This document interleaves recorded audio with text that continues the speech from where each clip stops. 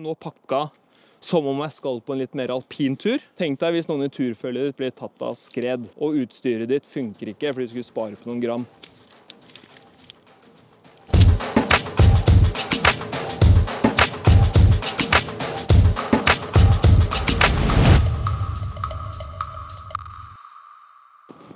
Ok, som dere ser så befinner jeg meg i litt andre omgivelser enn det jeg typisk gjør på denne kanalen her. Og sannheten er jo det at jeg tilbringer langt mer tid her på hjemmebane enn det jeg faktisk gjør på fjelltur. Så jeg tenkte, hvorfor ikke dele med dere hvilke forberedelser jeg gjør med tanke på trening, turplanlegging og utstyrsvalg. Og jeg har også fått en hyggelig forespørsel om å dele litt detaljer rundt hvilke kamerastyr jeg bruker, og ikke minst hvordan jeg bruker det.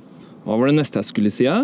Så selv om jeg ikke er på fjelltur like ofte som flere av dere andre fjellentusiaster, så må jeg jo si at dette temaet om fjellturer, det dukker vel innom hodet mitt nærmest daglig på en eller annen måte. Det er så mye kunnskap og ferdigheter som kan knyttes opp da mot dette store temaet fjellturer. Så en av de mest grunnleggende temaene for å få en vellykket fjelltur vil jeg også si er relevante for det daglige. Da tenker jeg på helse, kosthold, trening, livsstil. Så har man kanskje mer utendørs relevante temaer som navigasjon, terrenglesing, rutevalg, snøkunnskap, som jeg synes personlig er et veldig vanskelig tema. Og så har man mer sikkerhetsmessige ferdigheter som førstehjelp, kameratredning, varslingssystemer. Jeg tenker da på om man ikke har telefondekning, hva gjør man da? Skredvarsling, skredvurdering. Og så har man mer utstyrsmessige vurderinger og valg man kan gjøre, og hvordan bruke dette utstyret.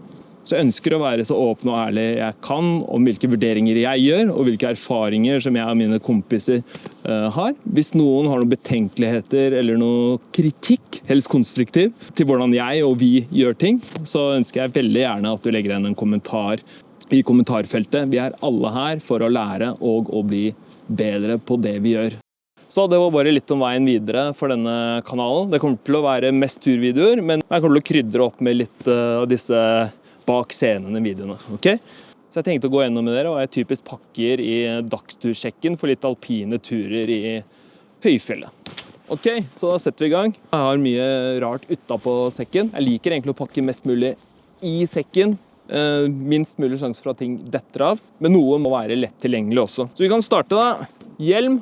Jeg synes nesten alltid er i veien når jeg har den oppi sekken, så dermed har jeg hjelmfeste. Vi har isøkser. Hvis jeg skal på litt mer alpin tur, så tar jeg ofte med meg 2 økser. Og grunnen til det er at da har jeg flere forankringspunkter, typisk ved bratte snøbakker. Jeg tror jeg beveger meg kjappere med 2 økser enn med 1 øks når jeg først trenger økser. På siden her så har jeg 360-kamera. Som jeg ble forespurt, så kommer jeg til å ha en egen video om kamerastyr. Men dette er 360-kamera Insta360 X3. Hva har vi i toppblokka? Vi har hodelykt. Det begynner å bli mindre relevant nå som vi er i slutten av mars og går mot definitivt lysere tider. Men den er i hvert fall med på vinteren. Det er en Fenix HM65 RT.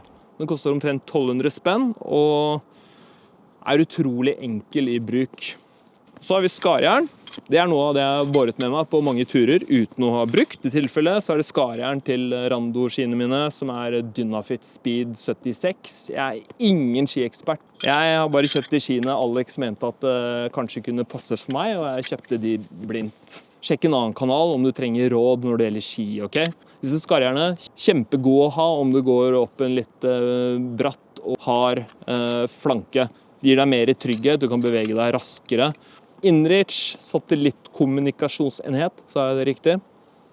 Garmin Inrich Mini, altså. Denne her veier 100 gram, og den er gull å ha om uhellet skulle skje et sted hvor det ikke har dekning.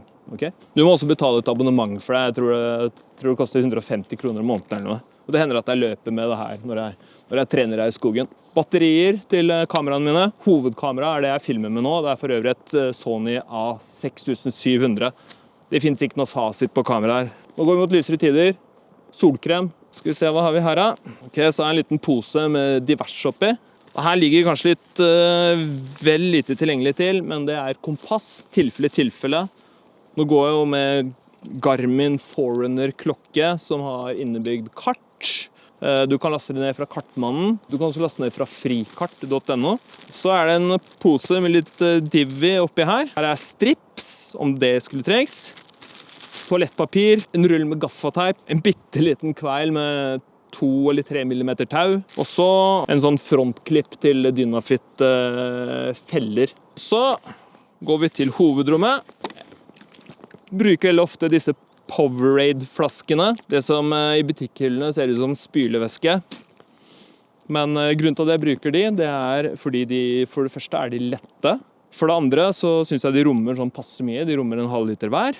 Og de har nok så stor åpning. Du får dratt inn med mer moment om de skulle begynne å ise. De også veldig myke, så de kan crunches sammen og ta mindre plass i sekken. Så jeg har som regel med meg opp mot 2,5 liter væske. Men det personlig preferanse. Jeg har også en flaskeholder foran her. Jeg liker å gå og sippe litt etter litt, og ikke bælme i meg alt for mye på en gang. Og så, som sagt, jeg har jo nå pakket som om jeg skal på en litt mer alpin tur. Så ved bredforsering så har jeg med tau. Dette en av de letteste tauene til Petzl. Det ikke et klatretau, men det kan brukes til bredferdsel og til rappell. Når vi går på bred, selv på vinteren, jeg vet at de fleste ikke gjør det her, men da går vi som regel med klatresele, en lett klatresele, bredredningsutstyr og et lett tau i sekken. Så når jeg går sammen med turkompiser, så har vi som regel med oss 2 tau. I tilfelle den ene som går med tau skulle være så uheldig å falle opp i en bredsprekk. Ok, og så det da klatresela, igjen mest for bredferdsel, men også for rappell. Jeg tror dette en Petzl Altitude. Den rimelig lett. Litt irriterende utstyrsløkker, der karabiner kan lett henge seg opp. Sånn. Jeg tror Blue Eyes har en sele, den som Alex har, som ganske lett og har litt mer praktiske utstyrsløkker. Men det gjelder mer ved klatring. Ok, og så har vi da selvfølgelig en søkestang. Den her 2 meter og 80 centimeter. Det ikke noe lightweight type søkestang i det hele tatt. Det helt ordinær. Tenk deg hvis noen i turfølget ditt blir tatt av skred, og utstyret ditt funker ikke, fordi du skulle spare på noen gram. Ok, vi på alpintur, later vi som. Så vi har med oss stegeren. Dette vel en av de lettere stegerne med ståltagger. Så det stål foran, og så tror jeg det aluminium bak. De heter Petzl Irvis Hybrid. De funker best på stive støvler, eller til snowboardstøvler, så jeg digger det ikke. Da vil jeg heller bruke noen stegeren som har en stiv forbindelse. Og snor. Nå blir det mye rot her. Sånn, dekker skikkelig på her. Dette brukes jo fortrinnsvis til bredredning, om uhellet skulle skje. Jeg vet at Petzl har noen gratis brosjyrer om hvordan man kan utføre bredredning. Den bredredningsmetoden jeg har pugget, det den 3-1. Hvis du drar da med 50 kilo, så blir det 150 kilo output. Så her har jeg med meg 4 skrukarabinere. Jeg har med basic bredredningsutstyr, jeg har med en isskrue, og jeg har med klemknute, og jeg har med en 20-slinge, pluss noen opphengskarabinere. Ok, nå går vi litt mer på det generelle utstyret igjen. Her har vi en dunjakke. Den veier om lag 350 gram. Ingen spesiell dunjakke. Det helt streit, ikke noe fancy dunjakke. Og så har vi vindsekk. Igjen, for nødtilfelle. Har jeg med meg noe som kanskje ikke så mange har med. Det en... Jeg skulle til å si dunbukse, men det faktisk ikke dun. Den vel laget av syntet. Og den her så utrolig digg. Så det litt mer skredutstyr. Dette da Mammut, og den heter Alligator Light. Jeg tror den veier rundt 500 gram. Slik jeg oppfatter det, så dette noe av det lettere du kan få tak i, men som fortsatt forsvarlig å ha i sekken. Førstehjelp, det ikke noe fancy, det helt standard. Jeg hivde opp et par ekstra gnagsårplastre. Da begynner vi å nærme oss slutten her. Ja, foran her så har jeg da et actionkamera med munnfeste. Jeg pleier å ha actionkamera i munnen faktisk. Mer om kamera senere.